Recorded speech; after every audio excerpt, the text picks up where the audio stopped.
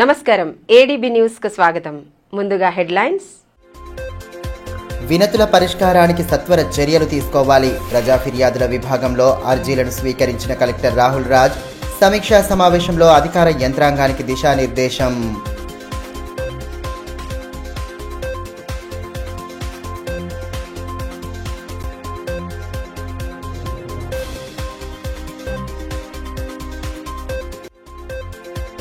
పట్టణాభివృద్ధికి మంజూరు చేసిన నిధులను వెంటనే విడుదల చేయాలి. నిధులను నిలిపివేయడం సరికాదన్న మున్సిపల్ చైర్మన్ కలెక్టర్కు ఫిర్యాదు చేసి సమస్యను తక్షణమే పరిష్కరించాలని డిమాండ్. అభివృద్ధికి ఆటంకం కలిగించడం పట్ల తీవ్ర అసంతృప్తి వ్యక్తం చేసిన జోగు ప్రేమేందర్.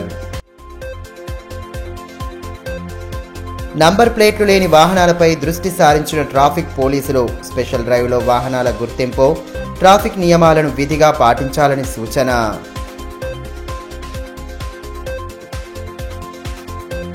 ప్రజలు అందించే వినతులను పెండింగ్లో ఉంచకుండా ఎప్పటికప్పుడు వాటిని పరిష్కరించే దిశగా తగు చర్యలు తీసుకోవాలని కలెక్టర్ రాహుల్ రాజ్ సూచించారు.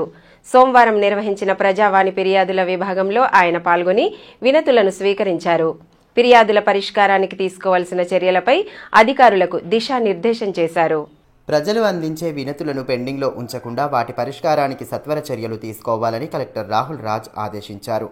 కలెక్టరేట్లోని సమావేశ మందిరంలో సోమవారం ఏర్పాటు చేసిన ప్రజావాణి ఫిర్యాదుల విభాగంలో ఆయన పాల్గొని ప్రజల నుండి అర్జీలను స్వీకరించారు. వినతుల పరిష్కారానికి తీసుకోవాల్సిన చర్యలపై అధికారులకు సూచనలు చేశారు. కార్యక్రమంలో అదనపు కలెక్టర్లు ఖుష్బూ గుప్తా, శ్యామలాదేవి, ఆర్డీఓ శ్రవంతి తదితరులు పాల్గొన్నారు. పలు సమస్యలను ప్రస్తావిస్తూ జిల్లా నలుమూలల నుండి అర్జీదారులు పెద్ద ఎత్తున తరలి రావడంతో కలెక్టరేట్ కార్యాలయ ప్రాంగణం కిటకిటలాడింది. పట్టణంలోని సాత్నాలా బస్టాండ్ వద్ద చమన్వాలే బాబా దర్గా పనులకు నిధుల విడుదల విషయంలో డిఎండబ్ల్యూఓ ఇబ్బందులకు గురి చేస్తున్నారని municipal vice chairman Zaheer Ramzani ఆరోపించారు. ఈ మేరకు ఫిర్యాదుల విభాగంలో కలెక్టర్ను కలిసి వినతి పత్రం అందజేశారు.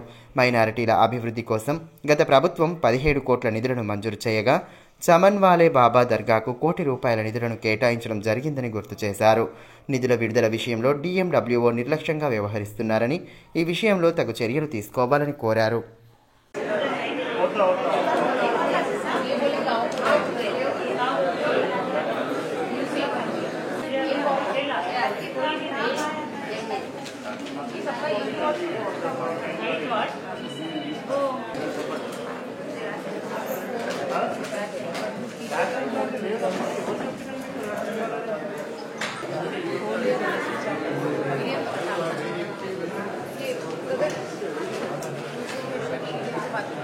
పట్టణాభివృద్ధికి గత బీఆర్ఎస్ ప్రభుత్వం మంజూరు చేసిన 50 కోట్ల నిధులను నిలిపివేస్తూ కాంగ్రెస్ ప్రభుత్వం ఉత్తర్వులు జారీ చేయడం సబబు కాదని, వెంటనే నిధులను విడుదల చేసి అభివృద్ధికి సహకరించాలని municipal chairman Jogu Premender demand చేశారు. సోమవారం ప్రజావాణి ఫిర్యాదుల విభాగంలో కలెక్టర్కు వినతి పత్రం అందజేసి సమస్యలను వివరించారు. ఆదిలాబాద్ పట్టణ అభివృద్ధి నిమిత్తం గత బీఆర్ఎస్ ప్రభుత్వం మంజూరు చేసిన 50 కోట్ల నిధులను వెంటనే విడుదల చేయాలని municipal chairman Jogu Premender demand చేశారు. ఈ మేరకు సోమవారం ప్రజావాణి ఫిర్యాదుల విభాగంలో జిల్లా కలెక్టర్ రాహుల్ రాజ్ ను కలిసి వినతి పత్రం సమర్పించారు. నిధులను నిలిపివేయడంతో ఎదురవుతున్న ఇబ్బందులను వివరించి తక్షణమే సమస్యను పరిష్కరించాలని కోరారు. కార్యక్రమంలో కౌన్సిలర్ ఆవుల వెంకన్న, ఇమ్రాన్, మిషు, భూమన్న తదితరులు పాల్గొన్నారు. పట్టణ వాసుల ఇక్కట్లను దూరం చేయడం, స్థానికంగా మౌలిక వసతులను కల్పించడమే లక్ష్యంగా గత బీఆర్ఎస్ ప్రభుత్వం 50 కోట్ల నిధులను మంజూరు చేసిందని ఈ సందర్భంగా మున్సిపల్ చైర్మన్ జోగు ప్రేమేందర్ తెలిపారు. మాజీ మంత్రి జోగురామన్న ప్రత్యేక చొరవతో నిధులు మంజూరయ్యాయని, ప్రస్తుతం వాటిని నిలిపివేస్తూ ప్రభుత్వం ఉత్తర్వులు జారీ చేయడం సరికాదని అన్నారు. పట్టణంలోని పలు వెనుకబడ్డ ప్రాంతాల్లో విలీనమైన వార్డుల్లో అభివృద్ధి పనులు చేపట్టేందుకు ప్రణాళికలు రూపొందించినట్లు పేర్కొన్నారు. ప్రస్తుతం నిధుల నిలిపివేతతో ఆ పనులు ఆగిపోతాయని, దాని ద్వారా ప్రజలకు తీవ్ర ఇక్కట్లు ఎదురయ్యే ప్రమాదముందని తెలిపారు. పట్టణ అభివృద్ధికి ఆటంకం కలిగేలా వ్యవహరించడం సరికాదన్న ఆయన ప్రభుత్వం వెంటనే స్పందించి నిధులను విడుదల చేయాలని, స్థానిక ఎమ్మెల్యే సైతం ఈ విషయమై దృష్టి సారించాలని కోరారు. లేని పక్షంలో కౌన్సిల్ సభ్యులతో కలిసి ధర్నాలు చేపడతామని స్పష్టం చేశారు. అవసరమైతే న్యాయస్థానాన్ని సైతం ఆశ్రయించి నిధులు విడుదలయ్యేలా కృషి చేస్తామని తెలిపారు. గత బీఆర్ఎస్ ప్రభుత్వం మరి ఎమ్మెల్యే జోగురామన్న గారు ఉన్నప్పుడు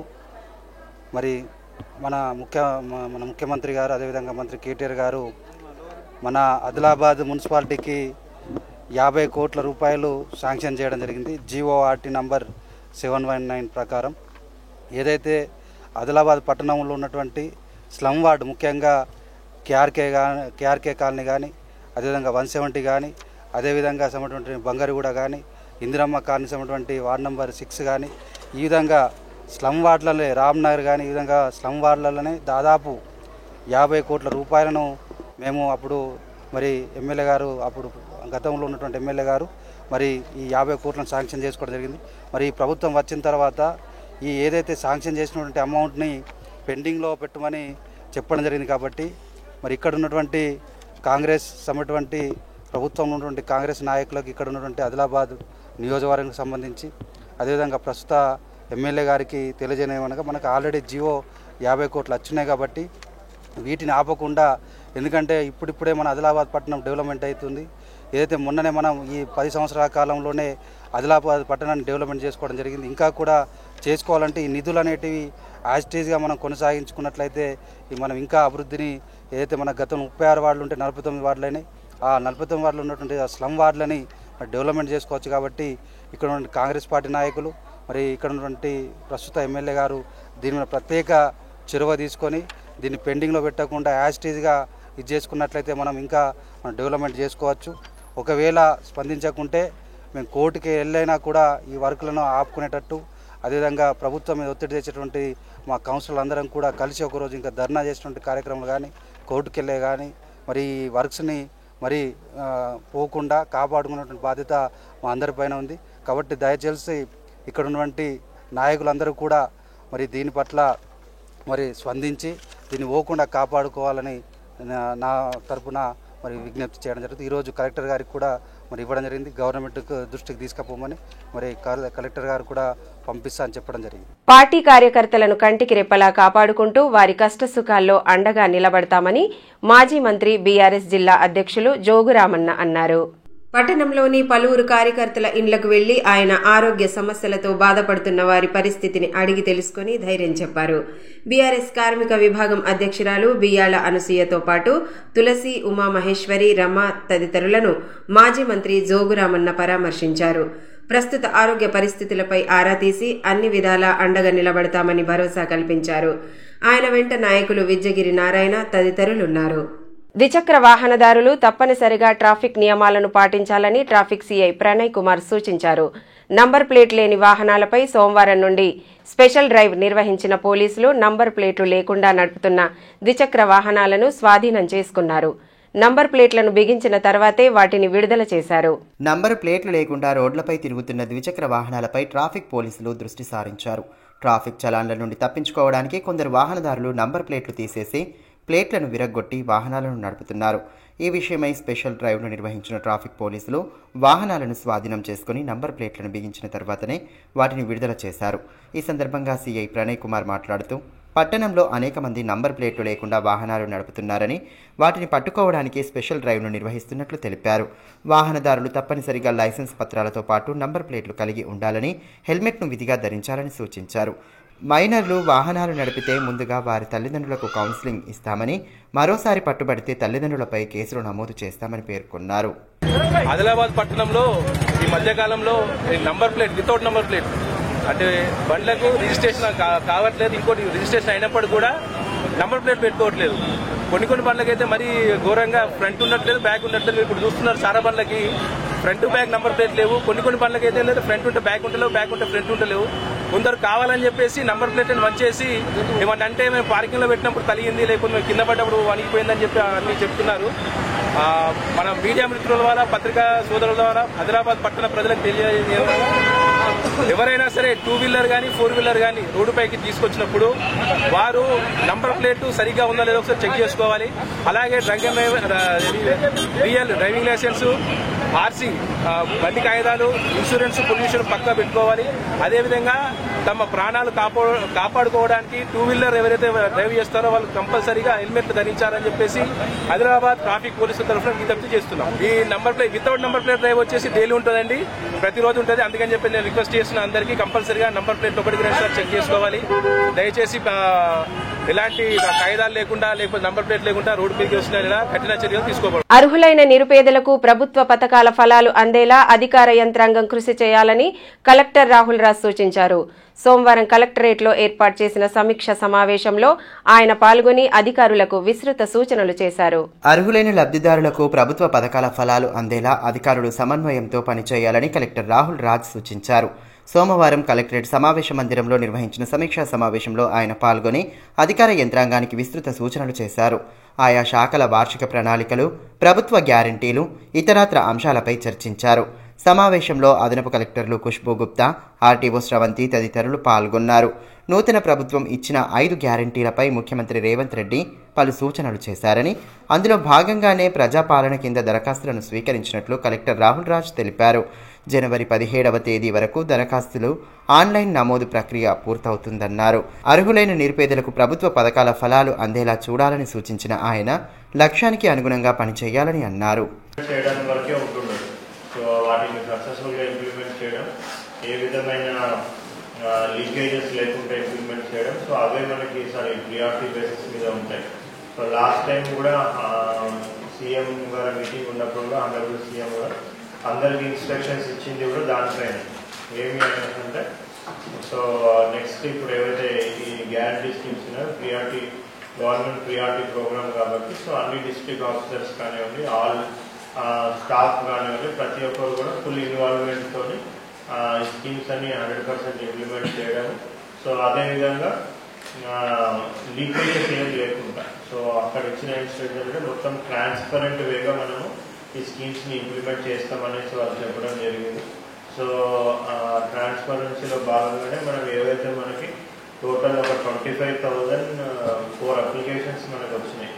సో ఈ 25,000 అప్లికేషన్స్ కూడా గ్యారంటీ స్కీమ్స్ కి సంబంధించినవి. సో ఈ 2,25,000, సో 2,25,000 అప్లికేషన్స్. సో ఈ 2,25,000 అప్లికేషన్స్ కూడా మనం ఆల్రెడీ డేటా ఎంట్రీ స్టార్ట్ చేసినాం. సో పర్ డే ఒక 25,000 చేద్దామని టార్గెట్ పెట్టుకున్నాం. బట్ మోర్ దాన్ 25,000 నిన్న కూడా మనం 28,000, 29,000 నిన్న చేసినాము. సో మోస్ట్లీ 17th సెప్టెంబర్ తర్వాత లోపల మనకంతా కూడా ఇది కంప్లీట్ అయిపోతాయి online data entry. So online data entry complete అయిపోతే ఏంటంటే ఆల్రెడీ మనం అందరి ఆధార్ కార్డ్స్ అవన్నీ నంబర్స్ కూడా తీసుకున్నాం కాబట్టి సమ్ బ్యాక్గ్రౌండ్ చెకింగ్ జరుగుతుంది. సో ఆన్లైన్లోనే మనకి టెక్నికల్ చెక్ ఒకటి జరిగేసి దాని తర్వాత ఎవరెవరు ఎలిజిబుల్ అనేసి ఒక లిస్ట్ రెడీ అవుతుంది. సో ఆ లిస్ట్ తర్వాత మళ్ళీ ఇంతకుముందు మనం 58, 59 జీవోస్కి వాటికి కూడా వెరిఫికేషన్ చేస్తాం. నిరుపేదలకు నాణ్యమైన వైద్యం అందించేందుకు విశేష కృషి చేసిన గత బీఆర్ఎస్ ప్రభుత్వంపై ఎమ్మెల్యే, ఎంపీ చేసిన వ్యాఖ్యలను ఖండిస్తున్నామని బీఆర్ఎస్ నాయకులు పేర్కొన్నారు. స్థానికంగా ఏర్పాటు చేసిన మీడియా సమావేశంలో పలువురు నేతలు పాల్గొని వైద్య రంగంలో అమలు చేసిన సంస్కరణల తీరును వివరించారు. వైద్య రంగంలో అనేక నూతన సంస్కరణలను అమలు చేసి ప్రజలకు నాణ్యమైన వైద్య సేవలందించిన ఘనత గత బీఆర్ఎస్ ప్రభుత్వానికే దక్కుతుందని బీఆర్ఎస్ నాయకులు మెట్టు ప్రహ్లాద్ అన్నారు. పట్టణంలోని ప్రెస్ క్లబ్లో ఏర్పాటు చేసిన మీడియా సమావేశంలో పలువురు నేతలతో కలిసి పాల్గొన్న ఆయన ఇటీవల ఎమ్మెల్యే, ఎంపీ చేసిన వ్యాఖ్యలను ఖండించారు. తమ ప్రభుత్వ హయాంలో రిమ్స్లో నాణ్యమైన వైద్య సేవలందించేందుకు విశేష కృషి చేసినట్లు తెలిపారు. అత్యాధునిక పరికరాలను అందుబాటులోకి తెచ్చిన విషయాన్ని గుర్తు చేశారు. గత ప్రభుత్వంపై ఎమ్మెల్యే, ఎంపీ చేసిన వ్యాఖ్యలను ఖండిస్తున్నామని స్పష్టం చేశారు. ప్రతిపక్షంలో ఉన్నప్పటికీ తాము ప్రజల పక్షాన ఉంటూ ప్రశ్నించే గొంతుకగా నిలుస్తామని పేర్కొన్నారు. రిమ్స్ సంబంధించినటువంటి విషయంలో గత ప్రభుత్వం నిర్లక్ష్యం వల్ల నిర్లక్ష్యానికి గురైందన్నటువంటి రిమ్స్ గురైందన్నటువంటి వారి యొక్క కామెంటరీలను, వారి యొక్క పదాలని ఖండిస్తూ ముఖ్యంగా తెలంగాణ రాష్ట్రం గౌరవ మాజీ ముఖ్యమంత్రి కేసీఆర్ గారి ఆధ్వర్యంలో తెలంగాణ రాష్ట్రంలో నూతనంగా ఏర్పడినటువంటి యొక్క తెలంగాణ రాష్ట్రంలో మరి గత ప్రభుత్వం ఇదే ఇప్పుడు అధికారంకి వచ్చినటువంటి కాంగ్రెస్ హయాంలో మరి రిమ్స్ కు సంబంధించింది కానంటే మెడికల్ కు వైద్యానికి సంబంధించినటువంటి ఆదిలాబాద్ జిల్లా అధ్వాన అవస్థలో ఉన్నప్పుడు 9 ఏళ్ల పాలనలో కేసీఆర్ గారు మరి అనేక సంస్కరణలు చేపట్టి పేద ప్రజలకు అందుబాటులోకి వైద్యాన్ని తేవడం జరిగింది. దాంట్లో భాగంగానే మరి ఇక్కడ రిమ్స్ లోపట మరి గతంలో కాంగ్రెస్ ప్రభుత్వంలో ఉన్నప్పుడు ప్రొఫెసర్స్ కానివ్వండి, డాక్టర్స్ కానివ్వండి, మేము పెంచిన దానిలో సగభాగం మాత్రమే ఉన్నారు. ఇప్పుడు రెట్టింపు ప్రొఫెసర్స్ కావచ్చు, డాక్టర్స్ కావచ్చు, అక్కడికి సంబంధించినటువంటి రిమ్స్ కు సంబంధించినటువంటి అన్ని అనుకూలమైనటువంటి ఒక వాతావరణంలో మరి ప్రజలకు వైద్యాన్ని అందుబాటులో ఉంచాం. మరి అదేవిధంగా మరి గతంలో మా ప్రభుత్వ హయాంలోనే ఎంఆర్ఐ మిషన్ అనేది శాంక్షన్ కావడం జరిగింది. మరి మేమే ప్రారంభించే దిశలో దాన్ని మరి గౌరవ ఎమ్మెల్యే గారు ప్రారంభానికి వెళ్లేటప్పుడు మరి టెక్నీషియన్ రాలేదు, దానికి 2 నెలల గడువు అవుతుందని చెప్పేసి డైరెక్టర్ చెప్పడం వల్ల ఆ మిషన్ ని దానికి సంబంధించినటువంటి మెటీరియల్ ను రిమ్స్ లో ఉంచడం జరిగింది. కాబట్టి మా హయాంలోనే, మా తెలంగాణ రాష్ట్ర ప్రభుత్వ హయాంలోనే సమకూర్చినటువంటి యొక్క యంత్రాలని అన్నింటినీ కూడా మరి ఇప్పుడు ఉన్నటువంటి యొక్క నాయకులు వాళ్ళని ప్రారంభిస్తూ మేము చేసినటువంటి యొక్క బిల్డప్లు ఇస్తున్నారు. కాబట్టి అది యాక్చువల్ గా తెలంగాణ ప్రభుత్వం చేసినది. అక్కడ సూపర్ స్పెషాలిటీ హాస్పిటల్ కావచ్చు, దాంట్లో ప్రొఫెసర్స్ కావచ్చు, డాక్టర్స్ కావచ్చు, అన్ని కూడా తెలంగాణ రాష్ట్ర ప్రభుత్వంలో అమలు చేయడం జరిగింది. మరి కేంద్ర ప్రభుత్వం కట్టినప్పటికీ దాని యొక్క మెయింటెనెన్స్ మాత్రం రాష్ట్ర ప్రభుత్వమే చేసింది. దాన్ని కంటిన్యూగా నడుస్తా ఉన్నది. అదేవిధంగా మరి పేద ప్రజలందరూ కూడా రోగానికి సంబంధించినటువంటి ఏదైతే టెస్టులు ఉంటాయో ఆ టెస్టులు అన్ని కూడా దాదాపుగా 153 టెస్టులను తెలంగాణ ప్రభుత్వం ఉచితంగా చేసేటటువంటి యొక్క కార్యక్రమాన్ని రిమ్స్ లో పెట్టడం జరిగింది. గౌరవ ఎమ్మెల్యే గారు మరి మీ అందరి సమక్షంలో, మీ మిత్రుల పేపర్ మిత్రులందరి సమక్షంలో ఆ యొక్క రోగాలకు సంబంధించినటువంటి యూనిట్ ని కూడా ప్రారంభించడం జరిగింది. అదేవిధంగా మీ అందరికీ తెలుసు, రాష్ట్రంలోనే 2వ బ్లడ్ బ్యాంక్ గా పేరొందినట్టు ఆదిలాబాద్ బ్లడ్ బ్యాంక్. ఈ రకంగా అన్ని స్పెషలిస్టు కల్పించి ఈ 10 సంవత్సరాల 9.5 సంవత్సరాలలో పేద ప్రజలకు అందుబాటులోకి తెచ్చింది వైద్యము తెలంగాణ ప్రభుత్వము, గౌరవ ముఖ్యమంత్రి కేసీఆర్ గారు. మరి అదేది లేకుండా మేం చేసినటువంటి కార్యక్రమాలనే ప్రారంభిస్తూ మరి మేం చేసినటువంటి బిల్డప్ ఇవ్వడం జరుగుతుంది. కాబట్టి ఇది మేము దీన్ని ఖండిస్తా ఉన్నాం. మరి తప్పకుండా భవిష్యత్తులో మేమెప్పుడు కూడా ప్రజలకు అందుబాటులో ఉండి వారికి వైద్యానికి సంబంధించినటువంటి ఏ కార్యక్రమం గానీ ప్రతిపక్షంలో ఉండి నిలదీస్తాం. జిల్లా కేంద్రంలోని సెయింట్ జోసెఫ్ కాన్వెంట్ హై స్కూల్లో సోమవారం మాక్ పార్లమెంటును నిర్వహించారు. ఎంపీలుగా మారిన విద్యార్థులు వివిధ అంశాలపై చర్చలు జరపగా తోటి విద్యార్థులు ఆసక్తిగా తిలకించారు. విద్యార్థుల్లో నాయకత్వ లక్షణాలు పెంపొందించడమే లక్ష్యంగా పలు పాఠశాలల్లో మాక్ పార్లమెంటు కార్యక్రమాలను నిర్వహిస్తున్నారు. ఆదిలాబాద్ పట్టణంలోని సెయింట్ జోసెఫ్ కాన్వెంట్ హై స్కూల్లో సోమవారం మాక్ పార్లమెంటును ఏర్పాటు చేయగా విద్యార్థులు ఆసక్తిగా పాల్గొన్నారు. పార్లమెంటు మాదిరిగానే స్పీకర్తో పాటు అధికార ప్రతిపక్ష సభ్యులుగా విద్యార్థులు ఆకట్టుకున్నారు. పార్లమెంటు సభ్యుల మాదిరిగా చర్చలు జరపడం విశేషంగా ఆకట్టుకుంది. వివిధ అంశాలపై ప్రతిపక్ష సభ్యులు ప్రశ్నలు అడగగా అందుకు సంబంధించిన సమాధానాలను అధికార పక్షం సభ్యులు వివరించారు. తోటి విద్యార్థులు ఈ చర్చను ఆసక్తిగా తిలకించారు. లోక్సభలో జరిగే చర్చలు, చట్టసభల్లో ఎంపీల పనితీరు, ఇతరత్ర అంశాలపై విద్యార్థులకు అవగాహన కల్పించేందుకు గాను మాక్ పార్లమెంటు ఏర్పాటు చేసినట్లు పాఠశాల ప్రిన్సిపల్ మరియా రోజ్ తెలిపారు. ఇటువంటి అవకాశాలను విద్యార్థులు సద్వినియోగం చేసుకోవాలని సూచించారు. It is the model of a parliament. The main agenda of mock parliament is to develop the nation by our students. It is important to understand the structure of the parliament. The main purpose of mock parliament are to develop the students an insight in the working of parliament, to train our students the technique of group discussion. So through these sessions, our children are going to learn what is the power of decentralization, how each ministry is utilizing their power in their own department.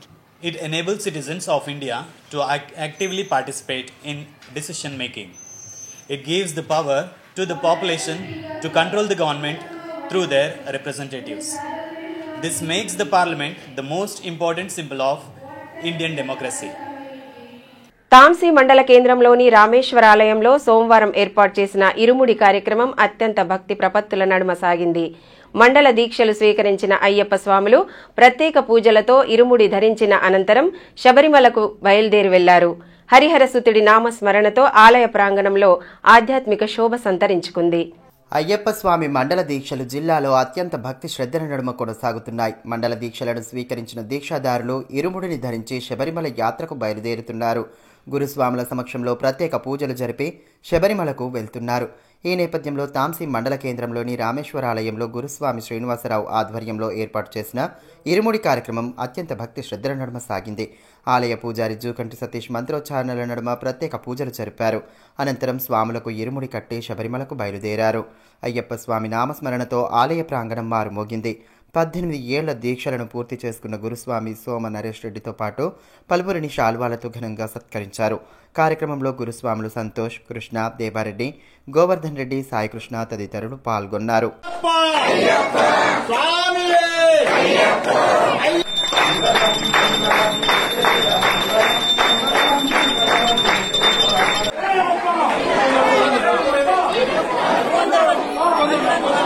ఈ సందర్భంగా గురుస్వామి శ్రీనివాస్ మాట్లాడుతూ మండల కాలంలో ఆచరించిన క్రమశిక్షణను నిత్య జీవితంలోనూ ఆచరించాలని అన్నారు.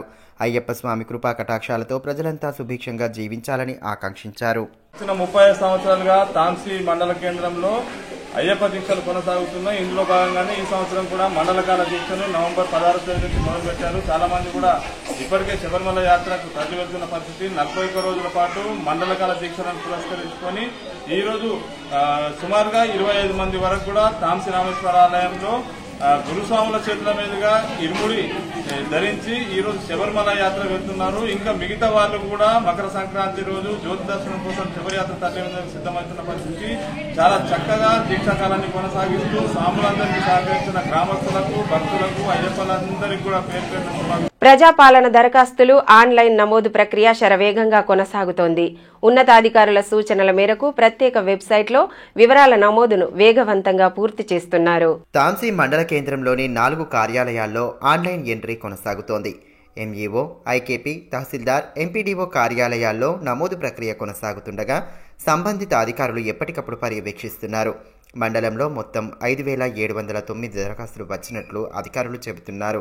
ఈ నెల 17వ తేదీ వరకు ఆన్లైన్ నమోదు ప్రక్రియ పూర్తి చేసేలా ప్రణాళికలు రూపొందించగా ఇప్పటికే 40% పూర్తి చేసినట్లు తహసీల్దార్ లక్ష్మి తెలిపారు. ఎంపీడీఓ భూమయ్య తదితరులు ఆన్లైన్ నమోదు ప్రక్రియను పర్యవేక్షిస్తూ సిబ్బందికి విస్తృత సూచనలు చేస్తున్నారు.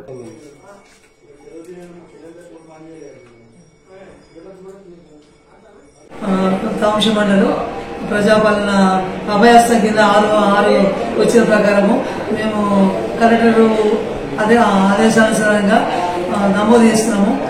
మళ్ళీ మొత్తం మనకు అప్లికేషన్ వచ్చినాయి. మన మండలంలో 5,709 అప్లికేషన్లు. దాని నుంచి 2,000 జిల్లా కేంద్రంలోని రామ్నగర్లో అయోధ్య నుండి వచ్చిన అక్షంతల వితరణ కార్యక్రమం భక్తి ప్రపత్తుల నడుమ సాగింది. స్థానిక రామ మందిరంలో ప్రత్యేక పూజలు జరిపిన అనంతరం అక్షింతల వితరణను ప్రారంభించగా భక్తులు భజన గీతాలను ఆలపిస్తూ ఉత్సాహంగా పాల్గొన్నారు. అయోధ్య నుండి వచ్చిన శ్రీ రామ మందిర అక్షింతల వితరణ కార్యక్రమాలు భక్తి ప్రపత్తుల నడుమ కొనసాగుతున్నాయి. పట్టణంలోని పలు వార్డుల్లో అక్షింతల వితరణను పురస్కరించుకొని వివిధ ఆధ్యాత్మిక కార్యక్రమాలను నిర్వహిస్తూ భక్తి భావాన్ని చాటుతున్నారు. అయోధ్యలో శ్రీరామ మందిర ప్రారంభోత్సవం జరగనున్న నేపథ్యంలో ఊరువాడ అక్షింతలను పంపిణీ చేస్తున్నారు. అందులో భాగంగానే సోమవారం రామ్నగర్లోని శ్రీ రామాలయం నుండి అక్షింతల వితరణను ప్రారంభించారు. ముందుగా ఆలయంలో ప్రత్యేక పూజలు జరిపిన అనంతరం కాలనీలోని ఇంటింటికి తిరుగుతూ అక్షింతలను అందజేశారు. భక్తులు భజన గీతాలను ఆలపిస్తూ వేడుకలో పాల్గొనడం విశేషంగా ఆకట్టుకుంది. శ్రీరామనామ స్మరణతో కాలనీలోని ప్రధాన వీధులు మారుమోగాయి. జనవరి 22వ తేదీన అయోధ్యలో శ్రీరామ మందిరం ప్రారంభోత్సవం జరగనున్న నేపథ్యంలో వేడుకలను ఘనంగా జరుపుకోవాలని సూచించారు.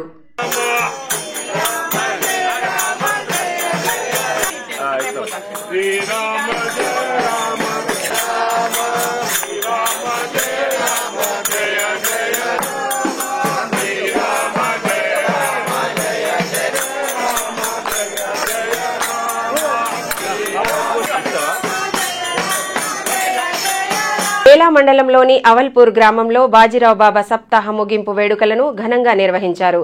గ్రామంలోని ప్రధాన వీధుల గుండా శోభాయాత్ర నిర్వహించి భజన సంకీర్తనలను ఆలపించారు. అనంతరం భక్తులకు మహాన్నదానం ఏర్పాటు చేశారు. సద్గురు బ్రహ్మలీన్ బాజీరావు బాబా సప్తాహ ముగింపు వేడుకలను గ్రామాల్లో అట్టహాసంగా జరుపుతున్నారు. అందులో భాగంగానే బేలా మండలం అవాల్పూర్ గ్రామంలో సప్తాహ ముగింపు కార్యక్రమాన్ని భక్తి శ్రద్ధల నడుమ నిర్వహించారు. గత వారం రోజులుగా స్థానిక హనుమాన్ ఆలయంలో వివిధ ఆధ్యాత్మిక కార్యక్రమాలను చేపట్టారు. కలశఘట స్థాపన చేసి సప్తాహను ప్రారంభించారు. ఇక సప్తాహ ముగింపును పురస్కరించుకుని దేవతామూర్తుల వేషధారణలో ఉన్న చిన్నారులను ప్రత్యేకంగా అలంకరించిన రథంలో ఉంచి ఊరేగింపు నిర్వహించారు. బాబా చిత్రపటాన్ని పల్లకిలో ఉంచి శోభాయాత్ర జరిపారు. వివిధ గ్రామాల నుండి వచ్చిన భజన బృందాల సభ్యులు భక్తి గీతాలను ఆలపిస్తూ ఉత్సాహంగా యాత్రలో పాల్గొన్నారు. గ్రామస్తులు రథానికి పల్లకికి ప్రత్యేక పూజలు జరిపారు. అనంతరం దహి అండి కాల అన్నదానం ఏర్పాటు చేశారు.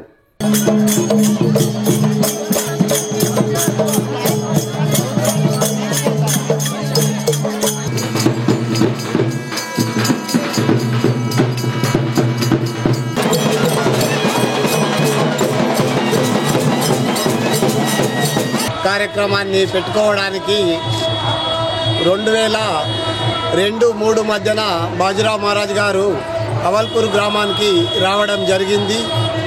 తర్వాత మా గ్రామస్తులు తీసుకున్న నిర్ణయానికి 2007లో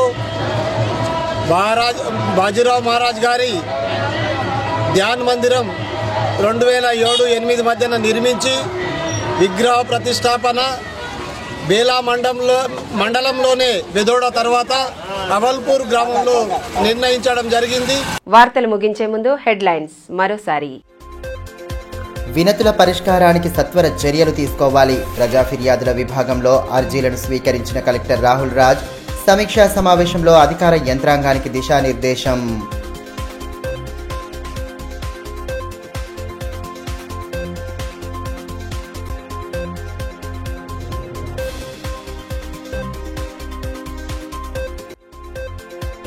పట్టణాభివృద్ధికి మంజూరు చేసిన నిధులను వెంటనే విడుదల చేయాలి. నిధులను నిలిపివేయడం సరికాదన్న మున్సిపల్ చైర్మన్. కలెక్టర్కు ఫిర్యాదు చేసి సమస్యను తక్షణమే పరిష్కరించాలని డిమాండ్. అభివృద్ధికి ఆటంకం కలిగించడం పట్ల తీవ్ర అసంతృప్తి వ్యక్తం చేసిన జోగు ప్రేమేందర్. నంబర్ ప్లేట్లు లేని వాహనాలపై దృష్టి సారించిన ట్రాఫిక్ పోలీసులు. స్పెషల్ డ్రైవ్లో వాహనాల గుర్తింపు, ట్రాఫిక్ నియమాలను విధిగా పాటించాలని సూచన.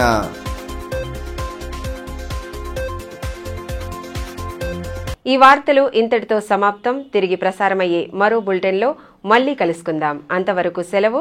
నమస్కారం.